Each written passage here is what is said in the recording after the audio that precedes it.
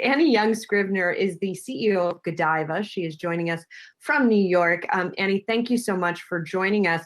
I know that Godiva is making a push into more of the consumer goods sector. In other words, that you would be able to buy more readily, accessibly buy Godiva products at the grocery store, for example. Why have you guys seen this as a growth area, and what kind of strategy are you adapting? Thank you for having me. And we have done a great job with formal gifting, and we're expanding to meet more consumer need states now. So casual gifting, for sharing, for self. And one of the biggest opportunities that our customers have shared with us is make it more accessible. And one of your guests earlier talked about consumers are shopping all channels. And for us to get further distribution is a huge opportunity. Premium chocolate, particularly in the consumer packaged goods segment, has been growing faster over the last 5 years versus the traditional segment. And we also know that it's $18 billion, and Godiva, we want a big bite out of that category. Hey, it's Adam, and chocolate lover here. Where are you finding most people, though, purchasing, especially in the pandemic? I mean, you can do it online, but in grocery stores, I'm thinking selfishly, because the one across the street, I'm going to go look to see if they're the little gold boxes that you can get the Godiva chocolate in. Adam, you're right. Especially during this whole COVID piece, people are shopping at their local grocery store, their drugstores. And we, in fact, launched a new product during this whole pandemic. For all those chocolate lovers out there, we know that when you're eating a candy bar, a chocolate bar, you don't consume the whole thing unless you're me. So one of the things that we did is we designed a bar. That's right here. You could find this in your local store, in which it comes in individual pieces.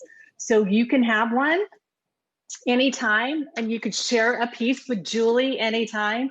So it's great for self-consumption. It's great for sharing. And it was very interesting to launch this during this whole shutdown.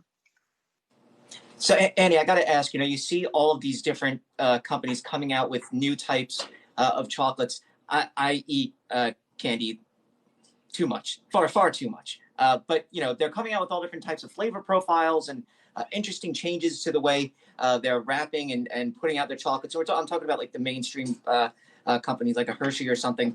So how do you see Godiva competing in that kind of space where you have the traditional gold box? How do you get people interested, and how do you provide them with the kind of different types of flavoring and textures that those brands might be able to offer in mass?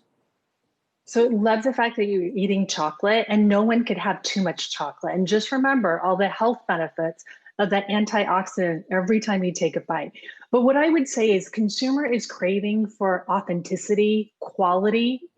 And one of the things that we have done for almost 95 years is to use the culinary expertise of our chefs that's sprinkled across the globe, and making sure that the flavor profile is right.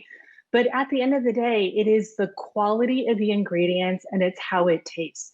So we are definitely mixing different unique flavors, but also making sure that, the favorites, whether it's just plain chocolate with a little salt, or Americans love salted caramel, is available.